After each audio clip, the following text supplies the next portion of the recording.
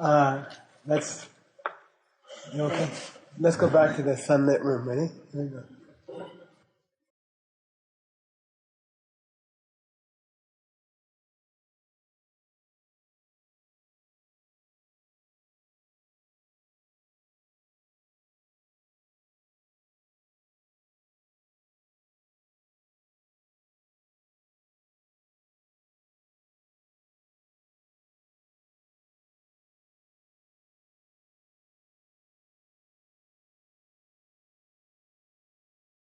Watch your breath.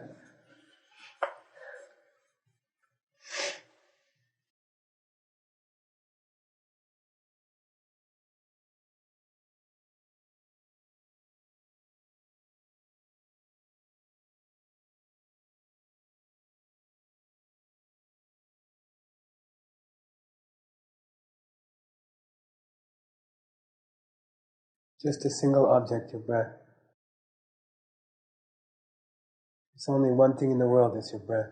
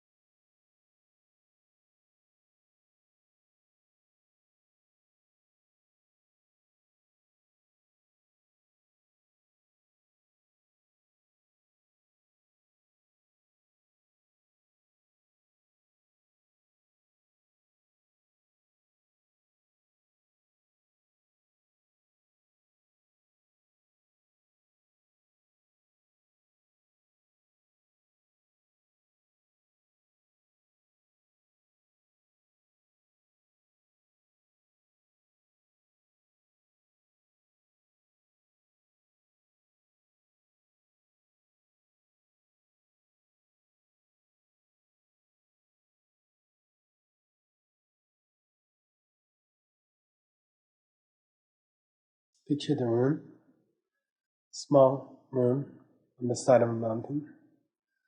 The sunlight pouring in softly, gold sunlight, golden color.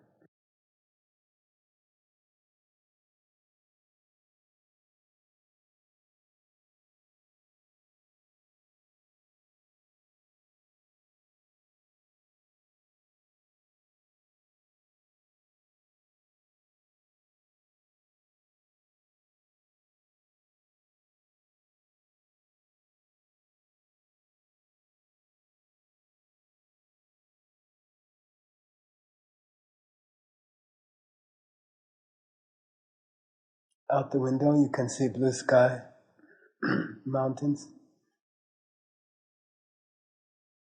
across a valley.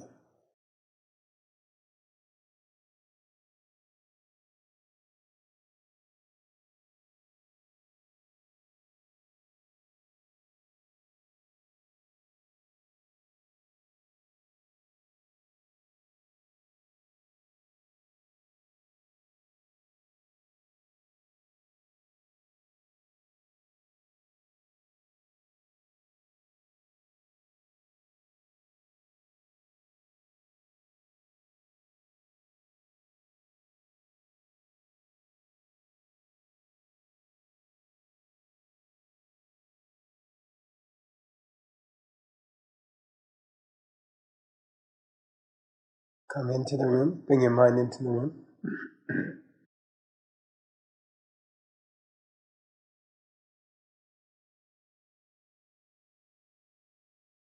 And the golden sunlight.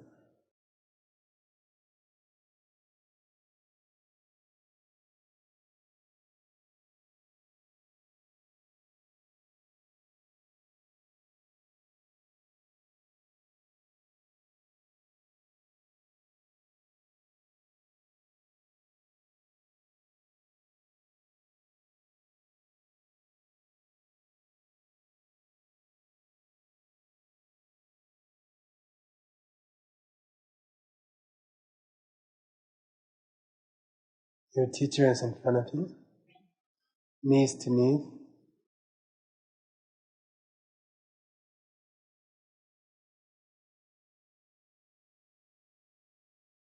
You can feel the warmth of their body against the front of your body.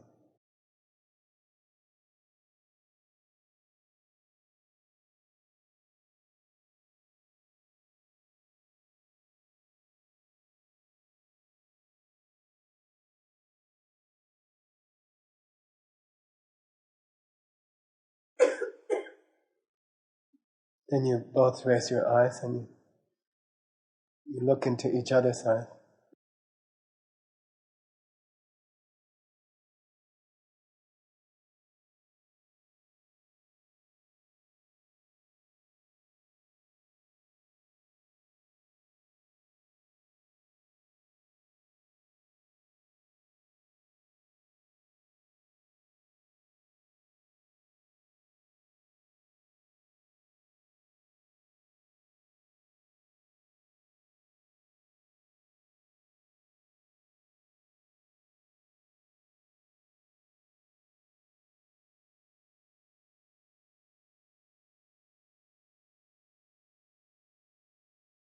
Then just look at their eyes. Just one thing that you're thinking about. Just one thing that you're looking at. There's nothing else in the world. No other places. No other thoughts. Just the one thing. Just looking into their face. Seeing their eyes.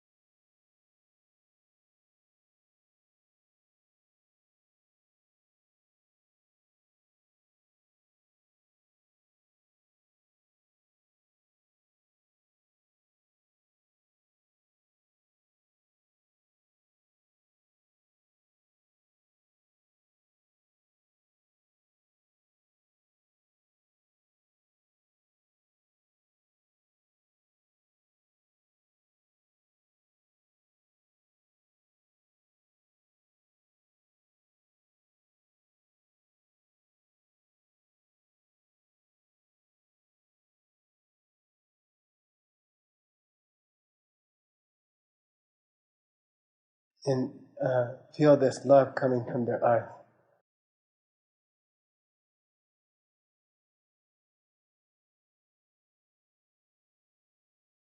Relax into that love, surrender to that love. Don't think about anything else. Just feel the love coming from their eyes and relax. Be contented without talking, no movement, silence. Contented with the silence.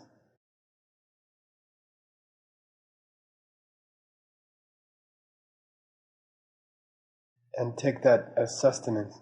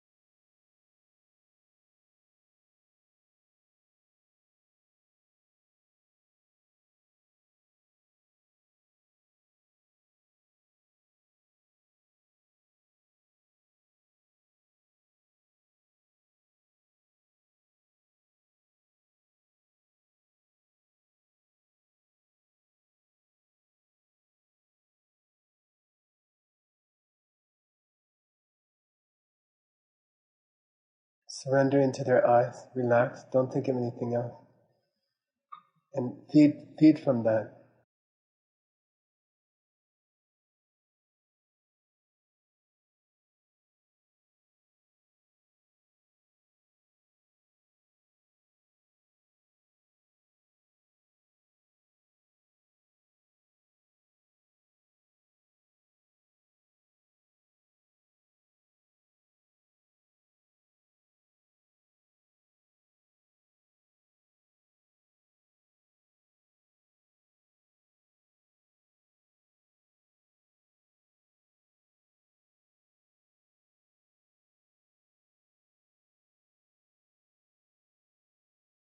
And slowly come out.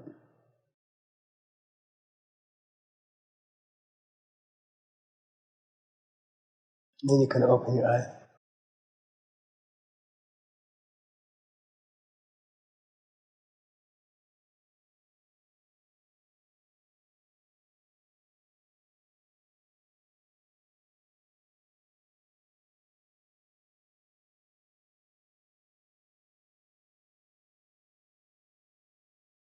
Okay, we're going to start the poster.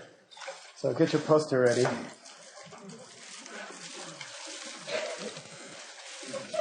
It should be interesting in a small room.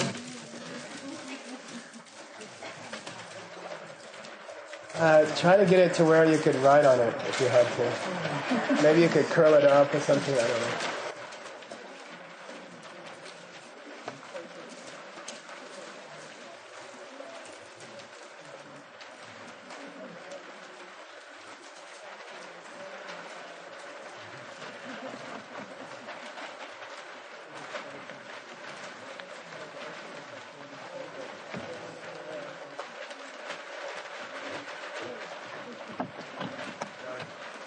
You can make noise, it's okay. We're going to be working here at the bottom, so if you want to, you can just get that part up.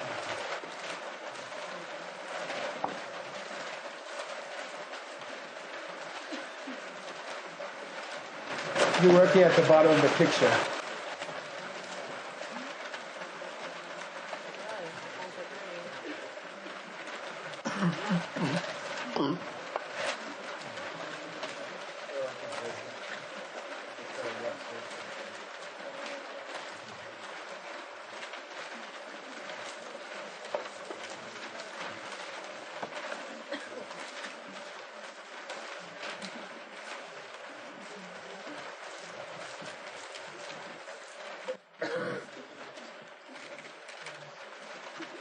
Did anybody knock at a poster who wants a poster?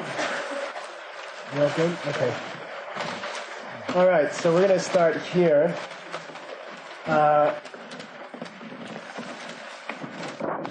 Where the monk has the monk's at the bottom of the path. Okay?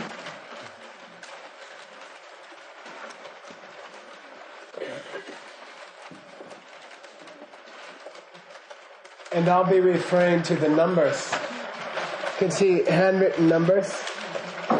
1, 2, 3, 4, 5, 6.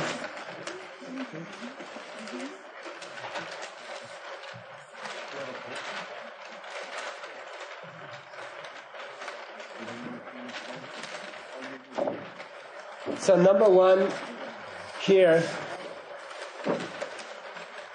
under the monk's feet, it says SEMS JOG PA. What's SEMS JOG PA? It's the very first level, right? You just put the mind on the object, okay? Just putting the mind on the object. Okay? You've got the translation is below, and we're talking about number 1. That it's called setting the mind on the object. In the instructions below, you'll see a number 1 in brackets followed by a 1 with a half parenthesis around it. That number, the second number, refers to the which number level it is. Okay, so the second number is telling you that you're at level number 1. And we translated it here as setting the mind on the object. So the monk is just starting out the meditation, and they're just setting the mind on the object. Right?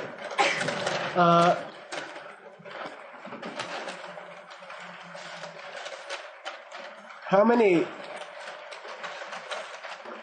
crooks in the path, if you include the beginning and the end of the path? How many bends in the road?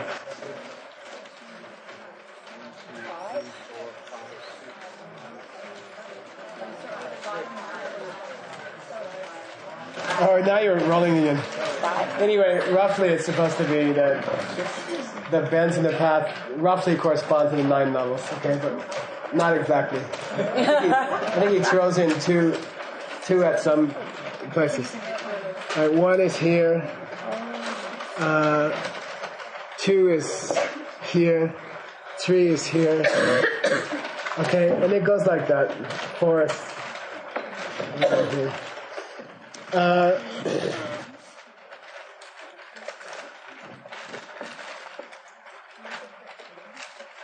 So he's at SEMS JOG PA. Does it have nipa? Does it have staying on the object? Some. Tiny, like, do flies stay on cow pies? Briefly, okay? Tiny little landings on the object, okay? What do you call that aircraft carrier? Touch and go. Yeah, touch and go. He got some award for doing touch and go, so, you know. So you just touch and go on that, you know. And then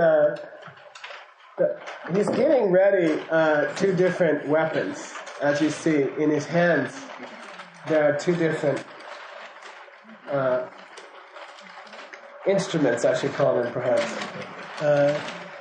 He's going to try to tame this elephant and this monkey, all right, which you can guess what they might refer to.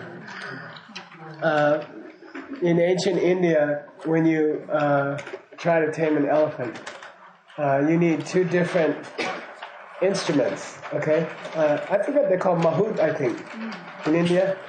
A mahout, an elephant trainer. I hear they bond with the elephant. Like you have one elephant for many years, and they only respond to one mahout, you know? So then they allow that, through many years of training, they allow that person to ride on their back. And you need, if you're a mahout, you need 2 different instruments, okay? In his left hand, you can see a hook with a chain. Okay, so I'm going to call it the chain, all right? You can see a hook with a chain. There must be some word for it, I don't know. But that one's used to draw the elephant back. So when the elephant gets out of control a little bit or goes too far or wanders off, then that's a chain that you use to pull the elephant back, okay? In his left hand, with a little hook on the end of it. Okay, I'm going to refer to it as the chain. The chain in Tibetan is called Jemba. Say Jemba. Jemba is, I think, how we translate it down here, I think it's did we translate it? Yeah. Oh, bringing the mind back to the object. Okay, you can call it recollection sometimes. You can call it bringing the mind back to the object. So the chain in his left hand represents bringing the mind back to the object, which implies what? That it left. Okay. So, Jemba, or recollection, you can call it recollection, is required to bring the mind back to the object once it has lost the object. Mm-hmm. So we had 9 levels. Yes. We have 6 powers. We have 4 states of mind, but I didn't tell you about the 5 and the 8. Okay? There's a 5 and an 8 also. By the end of the week, you're going to have to know these 5 different sets, these 5 different groups, okay? 9 levels, 6 powers, 4 states of mind, 5 problems of meditation. 5 classical problems of meditation. Everyone who ever tries to meditate goes through these 5 problems, okay? So you're going to have to know the 5 problems. And then there are 8 corrections or antidotes to the 5 problems. So you're going to have to know a 9, a 6, a 4, a 5, and an 8. By the time we're done, you should have those in your mind. You know, you should be able to. I want you to know them backwards and forwards. Okay, in theory, these are. When Ken Rinpoche learned to drive, which was a 3-year traumatic experience for both of us, he had never ridden a bike. He had never seen a car until he was like 40. Anyway, it was pretty scary. The written test was easy. Why? He memorized the driver's manual in like a week, and then he got 100 on the test. Okay. The driving test was a different thing, but so it's good to have the manual in your head, and then you can just pull it up. You can say, "Oh, I'm having a problem. What problem? Problem number 1." Okay. So you can relax, Nicole. Let's go over problem number 1. I hope it's okay to throw at you pieces of the 9 and pieces of the 6. Okay? So don't... By the end of the week, you should be able to say, oh, 9 goes in between problem, and this power and that level is happening. Okay? You should be able to do that by the end of the week. Not right now, okay? I'm just throwing out things to you. But given where the monk is, we better talk about the purpose of Temba. Okay, so Temba, or bringing the mind back to the object, is required because let's go over the first of the classical problems of meditation. What's the first problem you will encounter when you decide to become a meditator? Lelo. Yeah, say Lelo. Lelo. It's the only Tibetan word that sounds like the English. Lelo. And it means laziness. Okay. I prefer to translate it as not feeling like meditating. Okay? That's different, right?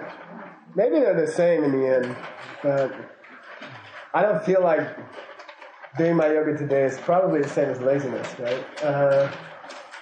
But it sounds better. So it's just this thing, like you're not being evil or bad. You just don't feel like it, So Lelo, problem number 1 of meditation, classic problem number 1, is I just don't feel like it today. I'd rather do something else today. Okay? So that's the first problem. And that has 4 corrections, and that's why there's more corrections than problems. Okay, because number 1 has 3 extra corrections. Say Depa, Dumba, Solwa, Shinjang. Depa, Dumba, Solwa, Shinjang. Those are the 4 corrections for Lelo. I like that. What's it? Lelo. You got me on my knees. No, Lelo. Okay. It brings you on your knees. Okay. So what's Tepa? What is Tepa? Shraddha. That's why they call it Guruji's grandson. They corrupted his name. What do they call him? Shraddha. It's Shraddha. Okay? His real name is Shraddha.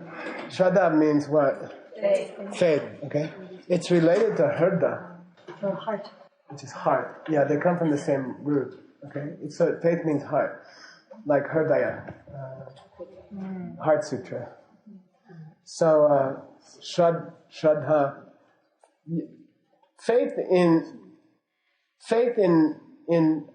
the high traditions of ancient India doesn't mean what it means in English, okay? It's a much different thing. Right? Shraddha, or faith, means admiring a thing for a bunch of reasons, okay? Admiring a thing for a bunch of reasons. It's called Dangwe Depa. In Tibetan, it's called Dangwa. Dangwa means clarity, in the sense of clear water. So the word for faith in Tibetan is clear mountain, spring, water, admiring the qualities. Right? Which implies that you have a list of qualities in your mind about why you like something. Okay, so which are called yuntens or gunas in Sanskrit. Okay, so you have in your mind you have a list of stuff. In your mind you have a list of cool stuff that you like about something or somebody. Okay, so Shraddha towards a person would mean, let's say towards a teacher. When you have Shraddha, in this tradition, in this lineage, it should derive from a mental list of good qualities that you make about them. And we compared it in the November teachings to falling in love with your high school boyfriend or girlfriend. So whether you're totally aware of the process or not, when you meet a new girl when you're 16 or 18 or whatever, you are making lists of things you like, you know. In your mind, you are making lists, you know, like, I like her hair, I like the way she dresses, I like the music she listens to, you know, stuff like that, etc. And usually the more things on the list, the stronger the faith will be, you see, and the more lasting it will be. If you base a relationship with somebody on one or two qualities, it's very likely to change, okay? So normally, good Shraddha, strong Shraddha, should be an ever-expanding list of cool stuff that you notice about somebody or something, okay? In this case, what? Meditating, okay. Just meditating, okay? So the very first antidote to not feeling like meditating is to sit down and make mental lists about the cool stuff that's going to happen to you if you meditate, all right? So that's, you do it automatically with a girl, you do it automatically with your food, you do it quite naturally with your enemies, people you don't like. You're constantly making lists of things you don't like about them. Okay? Like if I ask you, who's the person who most irritates you, you could say so-and-so. And then if I said why, you would have at least 10 immediately recollectable anti-qualities, you know, things that bother you about them. Because you have meditated on it. Because you have allowed that to take over your mind, and you reviewed it constantly, and now you have a nice solid list of 5 to 10 top irritating things about them. And you can tell whole stories about them to people, like 20-minute accounts of some harm they have done you, or something irritating about them. So now, try to do it with meditation, you see? Try to do it think about meditation. If you can't name 10 reasons to meditate off the top of your head quickly at any given time, you won't meditate. You'll get Lelo, okay? So you should be able in your own mind to call up reasons why you're meditating, okay? In the same way, it's not difficult to call up reasons why you're in love, right? Let me count the ways, right? So with your meditation, it should be, let me count the ways, okay? What? People give me some things. Just raise your hand and I'll call on you. And give me some reasons to meditate. Just off the top of your head. No, raise your hand. Okay, Darcy. Yeah, I mean, we kind of, what do you call it? We tend to talk down of that as a reason, but it does make you calm and peaceful. Okay? It makes you calm and peaceful, Jason. Insight. Yeah, it makes it easier to crack spiritual problems or go to deeper perceptions of things. Yeah. Sharp mind. Yeah, just in general, if you meditate regularly, properly, your mind is really sharper than other people. So like Michael Gordon, if those of you who know him, I mean, he made a $50 million company, was bought by Estee Lauder, I think. And I asked him one day, you know, why do you think? And he said, well, I just have, my mind is faster. And I say, why? And he said, Geshe, I learned TM when I was 18 or something. Transcendental meditation, which I think is sort of like, I don't know, the Gumby of meditations. But, oh, I'm sorry, it's SpongeBob now? What are we up to? We haven't gone past SpongeBob? Are you sure you're not just having an older child? No, there's those rubber band things that the parents have to pay for. Plain old rubber bands with a twist in them. that are somehow extremely significant. Okay. She's got, yeah. Okay. I wish I had the company next time. Anyway, why did I mention that? Oh yeah, TM was that. But anyway, he never stopped. Like my boss used to talk about this guy they found in Iwo Jima 30 years later, still defending one of the caves. You know, his rifle was all rusted away, and nobody ever told him to stop. You know, and he was ready to kill somebody who walked in the cave. And why don't we talk about that? Oh yeah, so he never stopped his TM. Like everybody else stopped, they called it off, and he didn't get the message. And he did 5 minutes of rubber band meditation, and it worked. Okay, his mind became extremely sharp for business. Okay, yeah. Next. Stop suffering. Say again. Stop suffering. Yeah, stop suffering. That's a good reason to do anything. Is that if you become a good person, not even a Buddha, I think, just if you become a good example, it will proliferate. You know, people will see you and they'll say, I would like that also. I gave the Harry Met Sally example in mainland China, and I was sternly told afterwards that wasn't appropriate for a Chinese audience. Apparently a monk is not supposed to get up and make orgasm sounds in China. Okay, but anyway. Alright. A sense of peacefulness. Oh, do you know the Harry and Sally? Harry Met Sally. Okay. For the one person who didn't hear that story. I didn't see the movie, I just saw that select section from it. And in some, I don't know, Academy Awards thing. But anyway, they were... apparently the guy meets the girl and they go out to dinner. And then they're having a quiet dinner in a very expensive restaurant. And for some reason, the lady goes into orgasm and making no sounds, okay? They're sitting at the table. He's not touching her, he's sitting across the table. And then some very wealthy lady walks in with a white suit and gold chains and, you know, and she sits down and she's like, everybody in the restaurant's like staring at them. And she sits down, she stares at them, and then the waiter's over here, standing there waiting for her with his towel and the menu, you know, and then finally he like hits her on the shoulder. What, you know? And he says, Madame, you know, here's the menu. What would you like to have? And she doesn't take her eyes off of Sally. I guess it's Sally, I don't know for sure. But she says, I'll have what she's having. Okay, so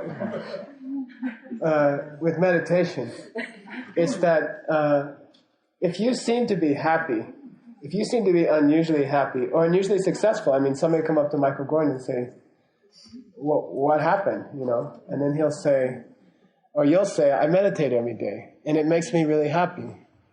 And then we always talk about bodhicitta as some ideal, you know, like some bodhicitta, somehow you're going to get bodhicitta and then somehow it's going to save the world. But it's more likely to happen that you just seem a very happy person. And you seem to be very contented and satisfied and concentrated and tender towards people. And then people will ask you, what are you doing? Now, I'll have what she's having. You see, I mean, they'll say, whatever you're doing, I want to know what you're doing. Okay? So there's the, what do you call it? I think there's this new model of bodhicitta that you are so happy that other people get attracted to you, and then they ask what you're doing, and you say, I'm meditating, and then you say, you got to know, all you got to know is the 9, the 6, the 4, the 8, the 5. So yeah, another reason. Makes the power of your good deeds stronger. Yeah, he said it makes the power of your good deeds stronger. And I think that relates to, we're undertaking a 10-year journey through the Lamrim, through the steps to enlightenment. So the selling point that Pabongka Rinpoche gives for meditation is that it will enable you to succeed at each of the steps, okay? At each of the realizations are called Lamki Rimba, okay? Lam Rim. So Lam Rim refers to a book, a genre of literature, but Lam Rim also means each of those realizations that you need to, those are like small Mount Everest that you have to climb to get to the goal. So when he sells meditation in the book, he says, if you learn to meditate, well, then when you get to death meditation, you have the instrument is ready. And then when you get to leisure and fortune, the instrument is ready. And then when you get to the perfections, the instrument is ready. So it's an instrument that will be applied to each of the Lam Rims as you go through. Yeah. Next? Is that all? You can work at the planetary level and you can see patterns 500 years out. Yeah. She said you could work at a planetary level and see patterns 500 years out. Which is called Munche, okay? Say Munche. Munche. Abhisnya, which means the ability, it means, what do you call it? Miracle powers, siddhis. And these are considered lesser, but they're important, okay? For example, the ability to read other people's minds, which is particularly useful in a bar. Or, I'm just kidding. The only time I've ever been to a bar was when my bus broke down outside a bar on the way to New Jersey. But also useful when you're trying to help people. You see, because then you know what's wrong with them. You know what they need. You can read their mind and know what they need. Okay, so that's one siddhi. We could just start listing cities, right? You can fly. I think useful, you can see the future, okay? And it doesn't start in connection with seeing emptiness directly. It's direct. You see events 500 years out, for example. But on a day-to-day level, it's intimations of what's going to happen, which allow you to act in ways which are more successful in your life. So you have intimations or hints or feelings about what's going to happen. And they're true and you don't even notice it. You just act on them. You're acting about a month ahead of other people or a week ahead of other people. And you may not even be conscious of it. And you're just more successful than other people because you're actually getting incomplete pictures of what's going to happen. So, you invest in a certain stock or you hire a certain person or you take a certain retreat camp or stuff like that. Just, you make people say, oh, they seem to make the right moves. But and you may not even realize why you're doing it. And it's because you have developing a slight abhisnya, a slight clairvoyance. So all of those depend on meditation. And they are not, even just to be a good baseball player, to know where the ball's going to come somehow, or to make the right move, or in the military or stuff, you just know what's coming next and you do the right thing. Okay? Next, another one? Yeah. You won't have any spiritual progress if you don't meditate. You won't have any spiritual progress if you won't meditate. Yeah, if you're talking about the 5 levels of the 5 paths, which are expressed in a famous scripture from China in a certain mantra. Jedi, Bolo Jedi, Bolo Sanjadi, Bodhisoha. Jedi, Bolo Jedi, Bolo Sanjadi, Bodhisoha. Which is Gati Gati, right? So, what Chelsea's saying is that to move up through the 5 levels of spiritual development, the classic levels that the Buddha talked about, which we're not getting into here, you must be in a state of meditation. You cannot move from one level to another unless you are at level 9 or level 8 or something like that. You can't progress. It's not possible. you only get, what do you call it? Rinpoche used to say graduating, promoted. He used to say, you only get promoted, if you are in deep meditation. You can't move between levels unless you're in deep meditation. So it's not possible for you to go higher than you are now unless you can reach deep meditation, like level 8 or level 9, something like that. Okay? Anyone? I'm pretty disappointed in this list. Yeah, try. More single-pointed, focused on all aspects. Yeah, more single-pointed in all aspects of your life. I would say, along with that, in my mind, the ability to really enjoy a thing. You see, because we tend to, Americans seek to enjoyment in quantity, or in the number of events, the number of activities you can undertake, right? And I think rather we don't have our capacity as much as some other countries to, like in France. I used to think of French people. I thought they were just too hung up on food and that it was a bad thing and that they probably ate all day and then I got to France and I sat down for a meal and I was on my laptop. It was in Paris on Montmartre. And I pulled out my laptop and the waiter looks at me and he's like, Monsieur, this is a restaurant, and you can't taste the food, put the laptop away. And then I ordered a meal, and he comes out with a big plate with 2 asparaguses on it, and I'm like, I thought this is the country where everybody ate, and then he's like, and then he went into this long explanation of why you have to focus on the taste of the asparagus, and you chew it slowly, and you taste it, and you take time and you taste it. And it came out that he expected me to stay in the restaurant for at least 2 hours. No, and he was serious. He said, you can't enjoy the thing unless you give it some time and you give it some attention, And then I realized they don't overeat. They just enjoy because they're focused on it, And they what do you call it? They get the most out. Eating 2 pieces of asparagus, somehow they see 14 different experiences in there. And it's really happening. And that happened all over France. We were in, I forget the name of the town. Anyway. It was the same thing. Explaining why this garlic soup had 18 flavors in it. And then it really was there, but an American would just gobble. The Americans are like Pringle. All kind of Pringles.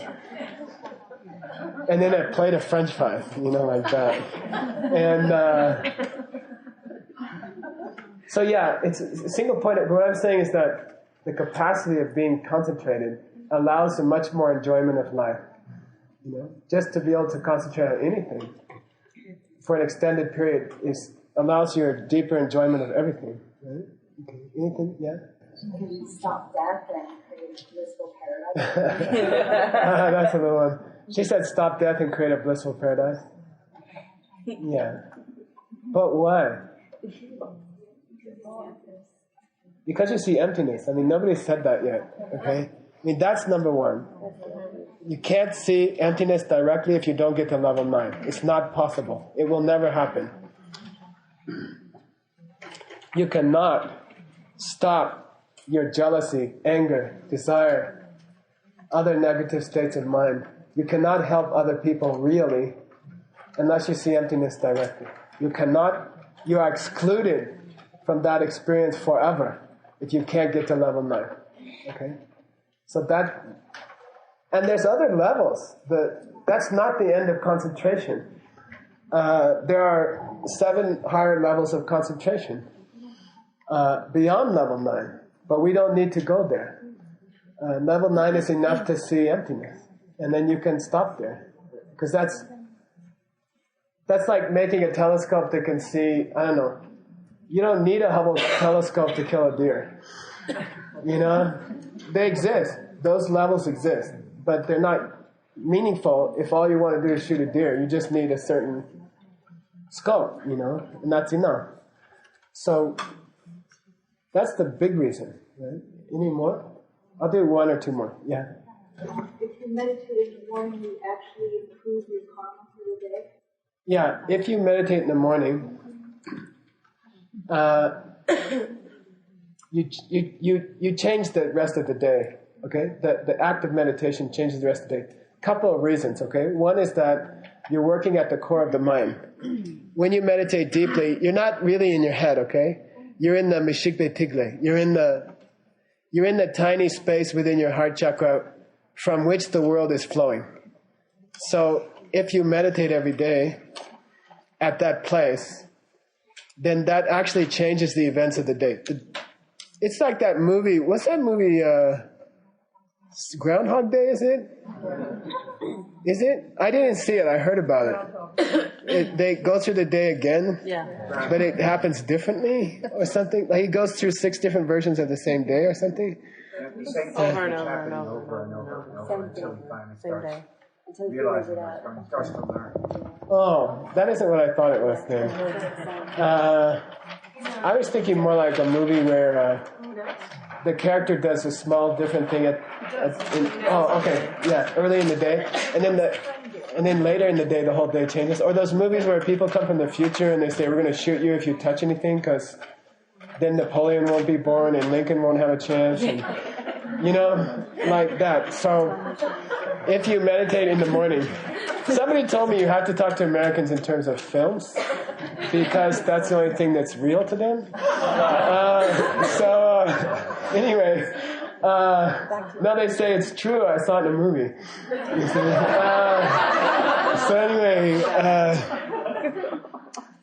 Where were we? Oh yeah, you can change the whole day. You change the way the day flows by meditating at the core of the heart chakra, which is where you are when you're concentrating. You change the course of the history for the day. The day will happen differently because you're fooling around at the seed core. Okay?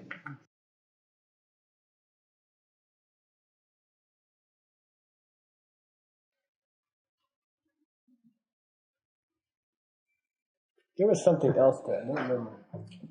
What else did you say? Change the day. The karma. Oh, the karma for the day. Yeah. I don't know. Oh, yeah, I wanted to say one more thing. Domle Chungwe Sutram. I think it's called I can't quite remember. I think it's called Domle Chungwe Sutram. Here's an interesting thing for you to think about. If you spend a half hour in meditation in the morning, you won't have time to argue with somebody during that half hour.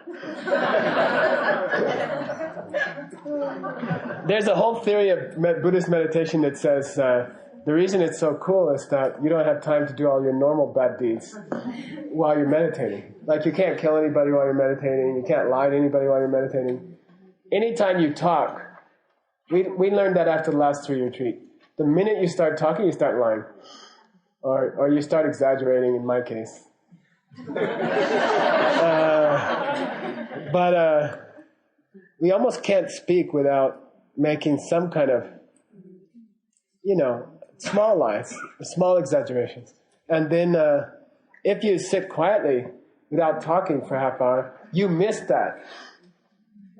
You've got, 23.5 divided by 24 is about 2.5% or something. Anyway, you get a little, your day will go better because you got 2.5% less bad karma than you would have had if you hadn't stayed silent for half an hour. Okay, one more. You get a kind of spaciousness where you can consider what you think about what you're learning, and it seems to apply then to all the events of the day, so you can become a considered person rather than simply reactive. Yeah, I think you get more introspective, and you learn to watch the state of your own mind, right? So then it's a lot better if you start to get angry or things like that. Your own mind is. You learn to watch your own mind. Most people. Why is consciousness the fifth skandha? And why is colors and shapes the first skandha? Physical stuff. In the scripture they say it's because of ease of observation. like feelings are lower than consciousness because it's not hard to be aware of how you feel. It's easiest to be aware of colors and shapes. It's fairly easy to be aware of how you feel. But it's rare to find a person who's reflecting on the fact that they are conscious. You see? You take consciousness for granted. You are aware. You are not dead. You are not a log. You are not a stone. You have consciousness. You are, right now, you're aware. And that's a tremendous karma, extremely rare karma. And you have awareness. You have awareness of the world. To be aware of your awareness is very rare among people. If you're meditating, you can do it, okay? You're aware of the state of your own mind. And then you can fix your mind. Okay? But most people aren't even aware of their mind. They're just in it. Okay? All right, so I'm going to push a little more. I hope you don't mind. What were we supposed to do? We were supposed to have dinner. Huh? We were supposed to have dinner. At what time? 20 minutes. 20 minutes ago? They're probably running late anyway. They're probably running late. Okay, we'll go another 5 minutes. So we just addressed the first of the 8 corrections, the antidotes, okay? We were talking about making lists, DRAN PA, Shraddha. We were talking about making lists of why it would be cool to meditate, okay? And those got to be in your mind at any given time, you know? Like somebody come up to you and say, why do you like maple-covered donuts? And you say, well, there's the crunchy part, there's the slick part, there's the little bite of the maple taste, and, you know, you got to be able to do it with meditation, or you won't meditate. So, conversely, if you find yourself avoiding meditation, you might want to do a little meditation on how good it is to meditate, or all the benefits of. Got it? If you find yourself not feeling like meditating, review the benefits of it. That's the classic antidote for the first of the 4 antidotes for the first problem, DRAN PA, which leads automatically to Dumba, which is the second fix for the first problem, which is what? Desire, wanting. Yeah, you want it.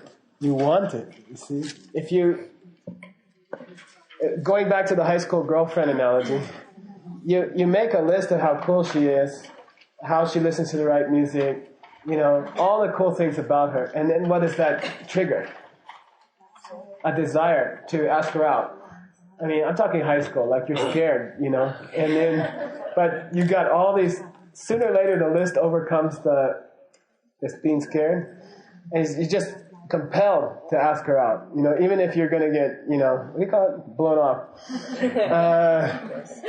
because you've been making a list, you're inspired to try. You know, you try. Dumba means I want it. You know, I want to try it. Dumba, DRAN PA, Dumba. Then so what? Say again? Means what? Yeah, then you move. You move. So what means you move? You do something. Okay? You do something. You ask her out. Okay?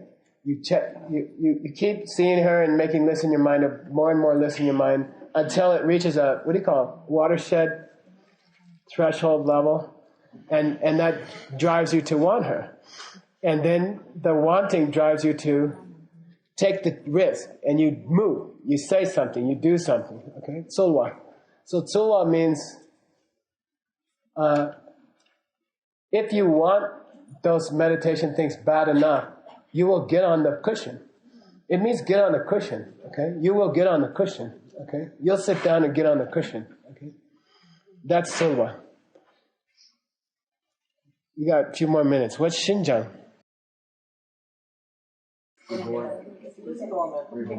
Shinjang means you get really good at it. You just get really good at it. Shinjang, okay? Mentally and physically. It's always divided into mental Shinjang and physical Shinjang. Your body, you sit down to meditate, and it just click. You know, your hands come down on your knees, and physically there's just this click. You're in the groove. Shinjang means in the groove. Shinjang means in the groove. Like yoga, if you do yoga a lot, I get a lot of, sinus congestion. And there's something about the yoga, it opens up some kind of channel that I get a discharge of, is there a polite word? Snot. No, it used to take maybe 45 minutes. And yesterday I did half a sun salutation, and it all came out. Like that. What used to take 45 minutes came out on the one side of a sun salutation. And that's Shinjang. Okay, so Shinjang means you're just physically in the groove the minute you start. And then mentally you're deep within a few seconds. And you guys are good. I felt it in the room. People in China are awesome. I don't know why. I don't know. China and Taiwan, they're awesome. I think it's thousands of years of, despite all the recent political things, there's something there. And you say, let's meditate, and then 1,000 people are just totally silent. And nobody's even like sniffling or anything. And it's weird. In a prison also, high security, what do you call it? Maximum. 20 years to lifers, they have the same feeling. You say, let's meditate, and this curtain comes down, and boom. That's Shinjang, okay? So those are the four. Paradoxically, you don't get to Shinjang till the end of the process, right? So, I've been studying some scriptures of how does antidote number 4 come to a person who's just starting to meditate? And then the scripture says, well, relatively. Okay? Like you don't really get to number 4 until much later. Meditation doesn't become high enjoyment until later. Okay? It doesn't become blissful until later. But it certainly prevents Lelo. Okay? So real Shinjang might take a while. But it certainly stops you from, that resistance to, you can call Lelo as a resistance to meditate. Okay? Alright, so we got the first of the 5 problems. We got the first 4 of the 8 antidotes. We're up to the second of the 9 levels. We've talked about we didn't talk about the first of the 6 powers, and we don't have any of the states of mind yet. Are you with me? Yeah. Then you get to have dinner. Okay? All right.